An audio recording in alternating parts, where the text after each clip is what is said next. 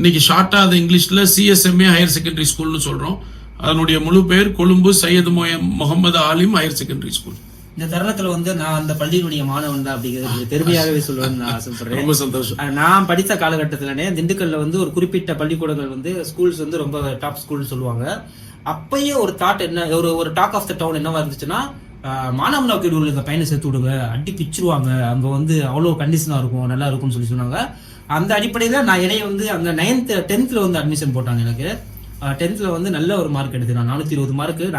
நான் வேற ஒரு பள்ளிக்கூட வேற ஸ்கூல்ல படிச்சுட்டு இருந்தேன். அந்த ஸ்கூல்ல எனக்கு அவ்வளவு மார்க் ஸ்கோர் பண்ணிருப்பேன்னு தெரியல. பட் அந்த டீச்சர்ஸுடைய teaching really first very awesome. ஏன்னா அவங்க அந்த அப்படிப்பட்ட ஒரு ஆசிரியர்களை நான் அந்த ஆசிரியர்கள் நம்ம சொல்லுவோம் இன்னைக்கெல்லாம் அப்படிப்பட்ட ஆசிரியர்லாம் இல்லைன்னு சொல்லுவோம் இல்லையா, அந்த மாதிரி ஒரு ஆசிரியர்கள்.